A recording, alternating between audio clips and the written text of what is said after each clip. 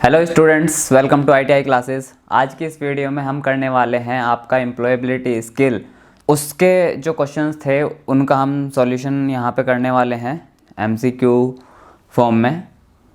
तो सीधा स्टार्ट करते हैं हम पहले क्वेश्चन से। सबसे पहला क्वेश्चन है आपका, निम्न में से कौन सा एक वोवेल नहीं है।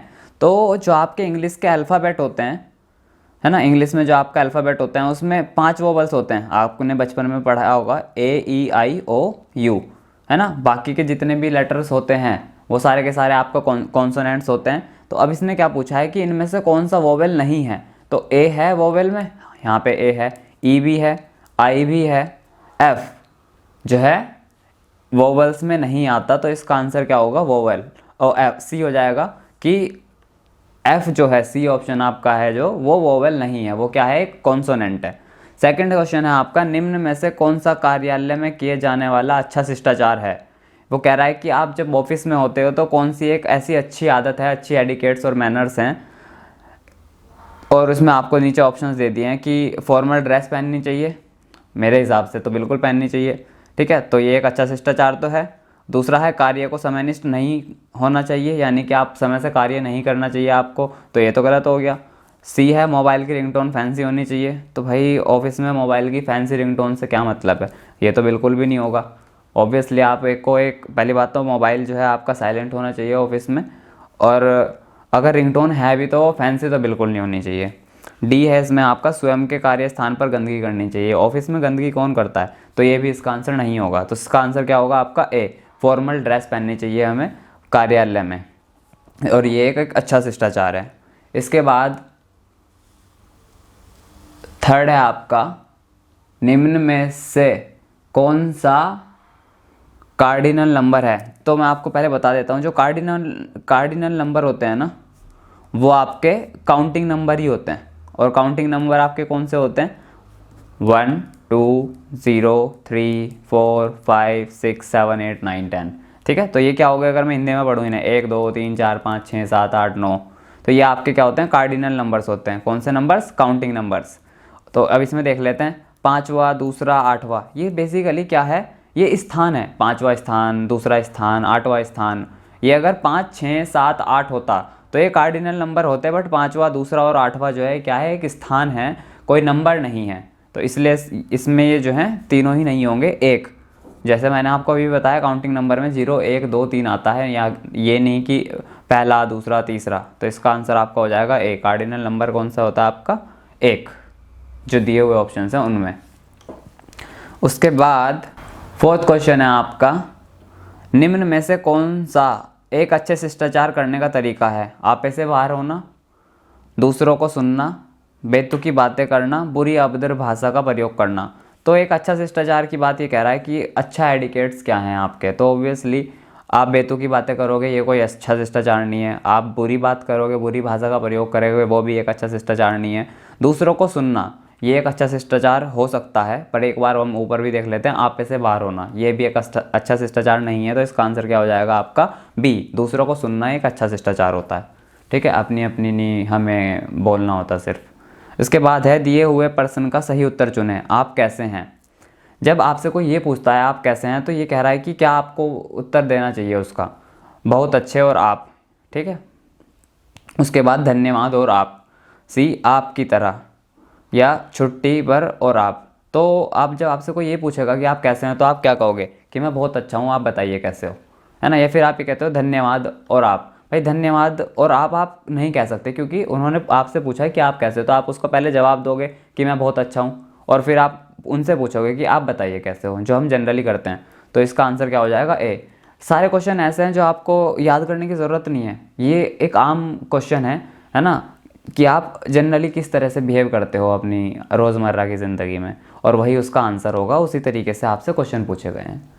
इसके बाद सिक्स्थ क्वेश्चन है आपका, खाली स्थान को तुलनात्मक विशेषण से भरें, ठीक है। तो सबसे पहले आपको बता देता हूँ, विशेषण क्या होता है, जो शब्द किसी चीज़ की विशेषता बताते हैं। जैसे आम है, आम एक जो है संज्ञा हो गई, या सर्वनाम हो गई। उसके बाद क्या होगा, इसकी विशेषता क्या हो सकती है आम की, आम खट्टा है, तो खट्टा इसकी विशेषता हो गई, ठीक है, या फिर ये मीठा है तो ये इसकी विशेषता हो गई, खट्टा आम, मीठा आम। तो ये ऐसे शब्द खट्टा और मीठा जो किसी शब्द, किसी संज्ञा या सर्वनाम की विशेषता बताते हैं, वो क्या कहलाते हैं? आपके विशेषण कहलाते हैं। अब इसने एक चीज़ इसमें ये जोड़ दी कि तुलनात्मक विशेषण, यानी कि हम तुलना करेंगे, वो भी भारी मात्रा में। किसी चीज़ की भारी मात्रा में आप तुलना करोगे और उसमें जो है विशेषण के तौर पे आप उसकी तुलना करोगे, तो उसका एक उन्होंने उदाहरण दे दिया और फिर आपको ऑप्शन दे दिए। तो ये कह रहा है कि तुम्हारी पेंसिल मेरी पेंसिल से तेज है। अगर ये तेज है इसमें मैं डालूंगा तो ये क्या आ जाएगा? तुम्हारी पेंसिल मेरी पेंसिल से तेज है, ये इसका विशेषण हो जाएगा, तुलनात्मक नहीं होगा। तुलनात्मक क्योंकि भारी अवस्था में होता है, तो इसका आंसर आपका हो जाएगा तुम्हारी पेंसिल मेरी पेंसिल से बहुत तेज है। ठीक है, खाली विशेषण होता तो ये तेज हो जाता कि तुम्हारी पेंसिल मेरी पेंसिल से तेज है, बट क्योंकि ये तुलनात्मक विशेषण की बात कर रहा है तो इसका आंसर आ जाएगा बहुत तेज।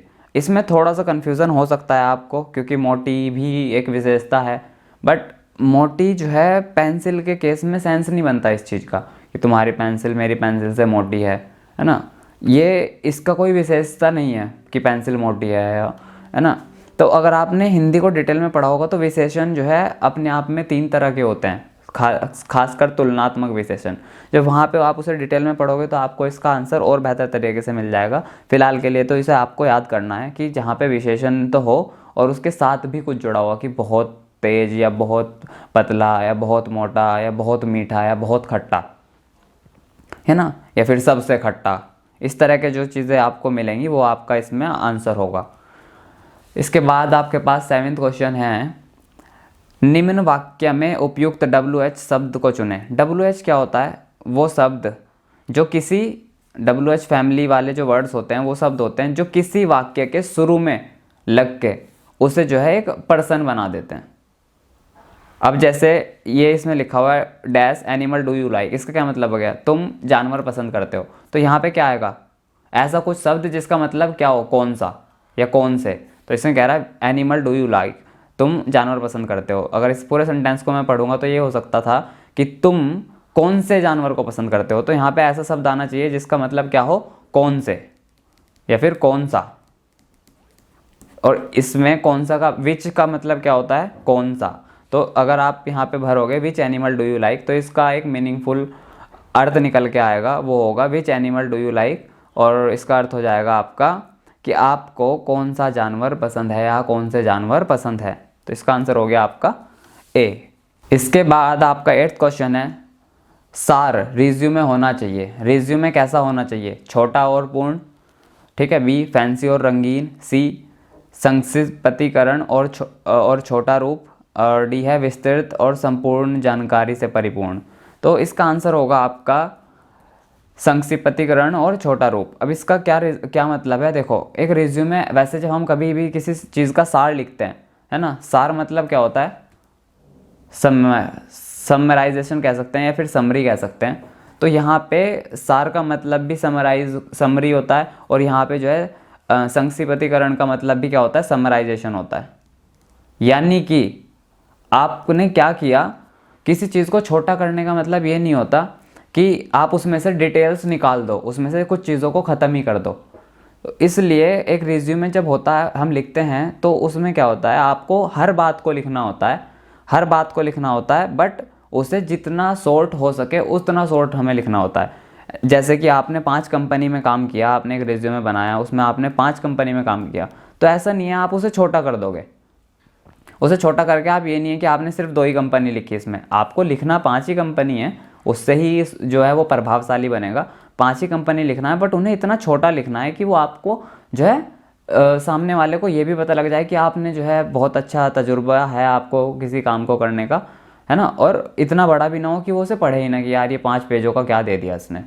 तो इसलिए इसका जो है हमें रिज्यूमे जब हम लिखते हैं, ये सार हम किसी चीज़ का लिखते हैं, तो वो छोटा तो होना चाहिए, बट उसमें जो है समराइजेशन होना चाहिए कि उसमें सारी चीज़ें आ जाएं, ऐसा ना हो कुछ चीज़ें छूट गई। आगे चलते हैं, निम्न में से कौन सा कंप्यूटर का मस्तिष्क होता है? तो कंप्यूटर का मस्तिष्क जो है वो CPU होता है। इस पे मैं कोई एक्सप्लेनेशन नहीं दूंगा क्योंकि ये ज़्यादातर बच्चों को पता होगा जिन्होंने पढ़ाई की होगी। ठीक है, आपका 10th क्वेश्चन है, रैम का विस्तार क्या है? तो रैम की फुल फॉर्म ये कह रहा है, रैम की फुल फॉर्म होती है रैंडम एक्सेस मेमोरी, और ये कहाँ पे है आपका बी, तो इसका आंसर आपका हो जाएगा बी। 11वां क्वेश्चन है आपका, किस ओरिएंटेशन में टेक्स्ट लंबाई में मुद्रित किया जाता है। अब इसे थोड़ा सा हिंदी ये जब कॉम्प्लिकेटेड हो जाती है ना, तो इसे सबसे पहले ज़रूरी होता है आपको हिंदी को आप अपने समझने लायक भाषा में ट्रांसलेट करो, वो चाहे इंग्लिश हो या चाहे कोई भी भाषा हो। तो ये कह रहा ओरिएंटेशन, ओरिएंटेशन हमारे कंप्यूटर में दो तरह के होते हैं, या तो वो ऐसे होंगे लंबे, ठीक है, जिनकी हाइट होगी, या फिर ओरिएंटेशन ये हो सकता है जो होंगे क्या, चौड़े, ठीक है। एक तो आपका एक ओरिएंटेशन ये हो सकता है कि वो लंबा है, और एक वो ओरिएंटेशन ऐसा हो सकता है कि वो चौड़ा है। अब ये कह रहा है टेक्स्ट लंबाई में मुद्रित किया जाता है, यानी कि ऐसा कौन सा ओरिएंटेशन होता है, कौन सा पेज होता है वो जो लंबा होके प्रिंट होता है, ऐसे यानी कि लंबाई के हिसाब से प्रिंट होता है। तो ऐसा जो है, अगर आप पोर्ट्रेट की डेफिनेशन जानते हो, ठीक है, पोर्ट्रेट का मतलब होता है एक ऐसा डॉक्यूमेंट, एक ऐसी विंडो जिसकी जो लंबाई है वो क्या होती है, लंबाई जो है अधिक होती है किससे, चौड़ाई से, विड्थ से। तो जब हम आप किसी टेक्स्ट को लंबाई में प्रिंट करते हो, मुद्रित का मतलब होता है प्रिंट करना, जब आप किसी चीज़ को लंबाई में प्रिंट करते हो तो वो पोर्ट्रेट ओरिएंटेशन में जो है प्रिंट होती है। अगर ये कह देते कि चौड़ाई में मुद्रित करना है तो वो हो जाता आपका लैंडस्केप। वो कब हो जाता है, लैंडस्केप कब हो जाता है, जब आपको वो कहता कि चौड़ाई में आपको प्रिंट करना है, बट यहाँ पे ये कह रहा है लंबाई में प्रिंट करना है, तो लंबाई में जो है पोर्ट्रेट आएगा। तो इसका आंसर हो गया आपका सी। इसके बाद आपके पास है 12th क्वेश्चन। 12th में ये कह रहा है पीसी से टेलीफोन लाइन को जोड़ने के लिए कौन सी युक्ति प्रयोग में लाई जाती है। आपका एक कंप्यूटर है, इस कंप्यूटर से आपको किसे जोड़ना है, टेलीफोन को जोड़ना है। वो ट्रेन वाले जो लाइन होती थी ना पहले, उसको जोड़ना है। तो वो किस चीज़ से करते हैं आप, मॉनिटर से तो आप नहीं करते, प्रिंटर से तो हम प्रिंट करते हैं, उससे इसका कोई मतलब वास्ता ही नहीं है। हार्ड डिस्क मेमोरी है, तो मेमोरी से आप टेलीफोन को कैसे जोड़ोगे, ये भी नहीं होगा। तो एक चीज़ जो बच गई वो होती है मॉडेम। मैं आपको मॉडेम बता सकता हूँ क्या होता है, इसको ऐसे लिखते हैं, है ना, MODEM, मॉडेम। इसमें MO जो होता है आपका मॉड्यूलेटर होता है, और DEM होता है डीमॉड्यूलेटर। और ये मॉड्यूलेशन और डीमॉड्यूलेशन ही वो प्रोसेस है, वो प्रक्रिया है, फिजिक्स में पढ़ाई जाती है, जिसके सिद्धांत पे टेलीफोन लाइन काम करती है कि आपकी आवाज़ एक स्थान से दूसरे स्थान पर जो है ट्रेवल करती है, किसके माध्यम से, मॉडेम वाले प्रिंसिपल के प्रोसेस से, ठीक है। इसके बाद 13th क्वेश्चन है आपका, एक्सेल में रो एवं कॉलम के परिच्छेदन को क्या कहते हैं। जैसे आपकी एक एक्सेल होती है ना, एक्सेल पे आपकी एक वर्कशीट होती है, इस पूरी को हम क्या कहते हैं, वर्कशीट कहते हैं। इसमें क्या होता है, ये तो आपके कॉलम्स होते हैं, ऐसे लंबे से जो होते हैं वो कॉलम्स होते हैं, और ये आपके क्या होते हैं, रोज़ होती हैं, ठीक है। अब ये पूछ रहा है कि जहाँ रो और कॉलम इंटरसेक्ट करती हैं, परिच्छेदन होता है जहाँ पे, यानी कि एक रो ये थी, सपोज करो ये एक रो है आपकी, ठीक है, और ये आपकी कॉलम है। तो जहाँ पे ये दोनों मिली इस वाले पॉइंट पे, इस पॉइंट को क्या कहते हैं, इस पॉइंट को हम कहते हैं सेल, और इसका आंसर हो जाएगा आपका ए। 14th है आपका, लो लेवल भाषा को क्या कहा जाता है। लो लेवल भाषा को मशीन भाषा कहा जाता है। एक डिस्क्रिप्शन में लिंक दूंगा, पार्ट 3 ऑफ आपका जो चैप्टर 6 है उसका, उसमें इसको मैंने पढ़ाया हुआ है, तो इसलिए मैं यहाँ पे अलग से नहीं एक्सप्लेन कर रहा हूँ, ठीक है। चैप्टर 6 पढ़ लेना आप, IT का यूनिट 2 का, तो वहाँ से आपको इसका आंसर मिल जाएगा। 15th क्वेश्चन है आपका, निम्न में से कौन सा एक साइबर अपराध है, यानी कि इनमें से जो आपको ऑप्शंस दिए गए हैं उनमें से साइबर अपराध यानी कि क्राइम क्या है। जब आप कुछ इलीगल करते हो, कुछ जो लीगली स्वीकार नहीं किया जा सकता, वही चीज़ क्या होती है, अपराध होती है। चाहे वो आम भाषा में कह लो आप, या फिर आप उसे कंप्यूटर की भाषा में कह लो। जब आप उसे इंटरनेट से जोड़ के करते हो तो उसे साइबर अपराध कह देते हैं, और अगर आप उसे सरेआम ऐसे ही फिजिकल वर्ल्ड में कर रहे हो तो उसे हम सिर्फ अपराध कह देते हैं। तो ईमेल भेजना कोई अपराध नहीं होता, तो ये तो इसका आंसर नहीं होगा। ऑनलाइन ख़रीदारी करना, अमेज़ोन फ्लिपकार्ट से हम सब खरीदारी करते हैं, हम कोई अपराध नहीं करते, तो ये भी नहीं होगा। ऑनलाइन धूर्त कीड़ा करना, ठीक है, इसे 1 मिनट के लिए छोड़ देते हैं। मित्रों से चैटिंग करना, भी कोई अपराध नहीं होता। हम सब व्हाट्सएप फेसबुक पे बातें करते हैं एक दूसरे से, तो कोई भी इनमें से जो ए बी और डी हैं ये कोई भी अपराध नहीं है। तो जो बच गया वो क्या है, सी, वही इसका आंसर होगा। ऑनलाइन धूर्त क्रीड़ा करना यानी कि कुछ ऐसे एक्टिविटीज़ करना ऑनलाइन जो स्वीकार्य नहीं है, जो स्वीकार्य नहीं है, वही जो है आपका साइबर अपराध कहलाता है। इसके बाद 16 क्वेश्चन, और ये कह रहा है इसमें कि निम्न में से कौन सा सर्च इंजन है। यानी कि वो चीज़ जो आप, सर्च इंजन क्या होता है, वो चीज़ जो आपको इंटरनेट से जानकारी ढूंढ के दे, वो आपकी क्या हो जाती है, सर्च इंजन कहलाती है। तो इनमें से फ्लिकर, फेसबुक, हॉटमेल, गूगल, किसी को भी पूछ लो, सबको पता है कि गूगल जो है वर्ल्ड का, अर्थ का सबसे बड़ा सर्च इंजन है। तो इसका आंसर आपका हो जाएगा डी। इसके बाद कह रहा है कि 17 में इंटरनेट पर किया गया अवैध क्रियाकलाप क्या होता है। अभी अभी हमने इसकी बात की है कि इंटरनेट पर जो काम आप अवैध करते हो उसे हम क्या कहते हैं, साइबर क्राइम, साइबर अपराध। ठीक है, क्राइम का मतलब अपराध होता है, तो इसका आंसर हो जाएगा आपका बी। इसके बाद कह रहा है आपको 18 में SMS की भाषा में ASAP किसे कहते हैं। ASAP जो है हम कहते हैं एज सून एज पॉसिबल। ठीक है, जब हम काम करते हैं और हमें जब बोलना होता है कि इसे हमें जितना जल्दी हो सके उतना जल्दी करके दो, तो हम उसे कह देते हैं कि डू इट एसएप, यानी कि इसे जितना जल्दी हो सके उतना जल्दी करो। तो इसका क्या मतलब हो गया, एज सून एज पॉसिबल, और ये कहाँ पे है आपका सी। तो 18 का आंसर हो जाएगा आपका सी, एज सून एज पॉसिबल, जितना जल्दी हो सके उतना जल्दी करके दो या उतना जल्दी करो। 19 का आपका हो गया इंट्रिंसिक प्रेरण होता है। इंट्रिंसिक प्रेरण होता है आपका अल्पकालिक। यहाँ पे इंट्रिंसिक प्रेरण का जो जनरल मतलब होगा वो होता है इंट्रिंसिक, तो इंट्रिंसिक ही होता है, और प्रेरण मतलब मोटिवेशन आप कह सकते हो। तो यानी कि जो आपको अंदर से मोटिवेशन आता है किसी चीज़ को करने के लिए, वो जो है अल्पकालिक होता है, यानी कि वो छोटे से समय के लिए होता है। तो जो आपका इंट्रिंसिक प्रेरण होता है वो आपका अल्पकालिक होता है, दीर्घकालिक नहीं होता, या फिर लंबे समय तक नहीं रहता वो आपके साथ, वो थोड़े समय तक रहता है। इसलिए इसका आंसर क्या होगा, ए, अल्पकालिक। ठीक है, इसके बाद आपके पास आ जाता है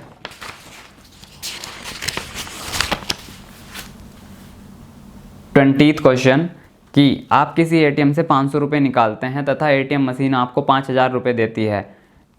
निम्न में से नैतिक दृष्टिकोण से क्या सही है। बस इसी में सारा जवाब इसी में है कि नैतिक दृष्टिकोण से क्या जो है क्या सही है। शिकायत करें, धन ले लें, तो भाई नैतिक दृष्टिकोण से या किसी भी दृष्टिकोण से सही नहीं है, जो पर करेंगे सब कि धन ले लेंगे, है ना। बट ये आंसर नहीं लिखना है, हमें बुक के हिसाब से चलना है। जो असली में होगा ज़िंदगी में वो तो एक अलग ही चीज़ होगी।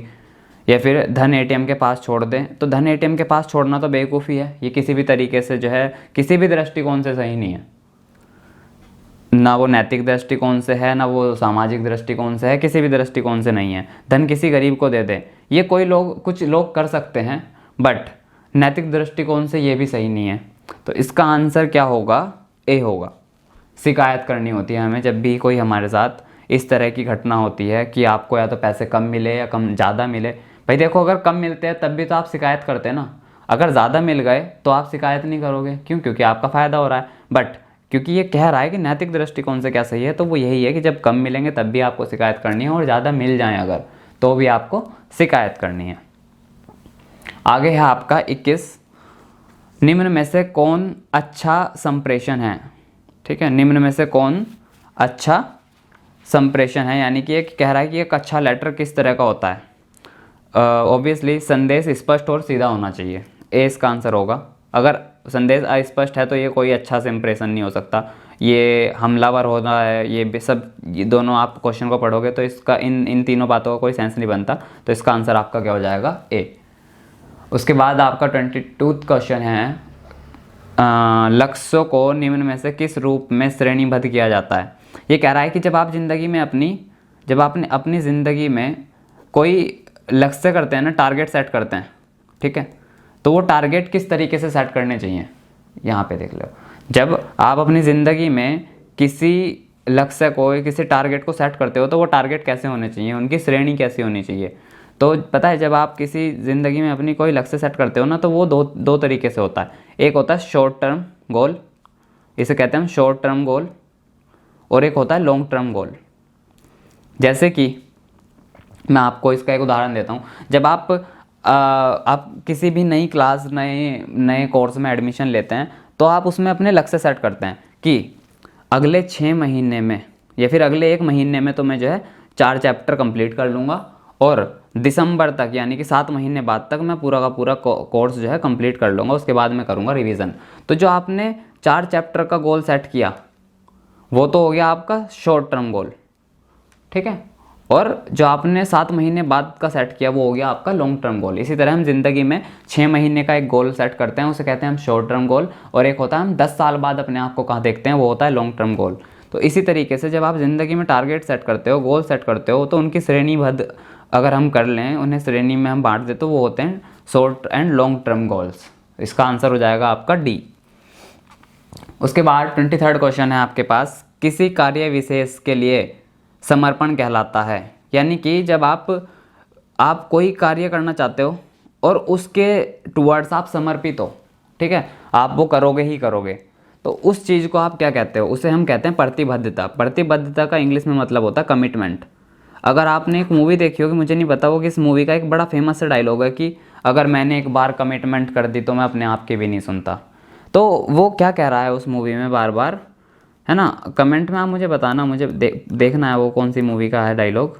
तो वो जब कहता है कि एक बार मैंने कमिटमेंट कर दी तो अपने आप की भी नहीं सुनता, तो वो ये कह रहा है कि जब मैंने डिसाइड कर लिया कि मुझे एक कार्य को करना ही है तो मैं उसके लिए पूरी तरीके से समर्पित हो जाऊंगा, और उसी चीज़ को हम क्या कहते हैं, कमिटमेंट कहते हैं। इसके बाद आपके 2 क्वेश्चन बच गए हैं, वो देख लेता हूँ मैं कहाँ हैं। 24th क्वेश्चन है आपका, निम्न में से कौन एक सफलता प्राप्त करने का आवश्यक लक्षण है। तो उसमें सफलता प्राप्त करने का जो एक आवश्यक लक्षण है वो है एक सत्यनिष्ठा। इसमें ऑप्शन दिया है आपको, आत्मविश्वास दिया गया है, सी आपको प्रतिबद्धता दिया गया है, और चौथा है आपका अनैतिक कार्य। तो जब आपको सफलता प्राप्त करनी होती है ज़िंदगी में, आपको सत्यनिष्ठा भी रखनी चाहिए, आत्मविश्वास भी होना चाहिए, आपको प्रतिबद्ध भी होना चाहिए। जो चीज़ नहीं होनी चाहिए, क्योंकि कह रहा है नहीं है, वो है अनैतिक कार्य, गलत कार्य नहीं करने चाहिए। तो इसका आंसर आपका हो जाएगा डी। तो इसमें आपको ऑप्शंस दिए गए हैं। तो आपका 25th क्वेश्चन है, ये जो लास्ट क्वेश्चन है, वो है निम्न में से कौन सा एक जैविक खतरा है। जैविक खतरा यानी कि ऑर्गेनिक, हम जैविक को कहते हैं ऑर्गेनिक। तो वायरस, थकान, शराब पीना, वृद्धावस्था। तो देखो, जैविक खतरा वो होता है जिससे हमारी ऑर्गेनिक लाइफ या हमारे जो खेती इस तरह की चीज़ें होती हैं वो खतरा हो सकती है। तो अब हमारी लाइफ हमारी थकान से ख़राब नहीं होती, हमारी वृद्धावस्था से ख़राब नहीं होती, क्योंकि नेचुरल प्रोसेस है। शराब पीने से होती है, बट हम इसे जो है एक यूनिवर्सल चीज़ नहीं कह सकते, क्योंकि हर कोई नहीं पीता। तो एक चीज़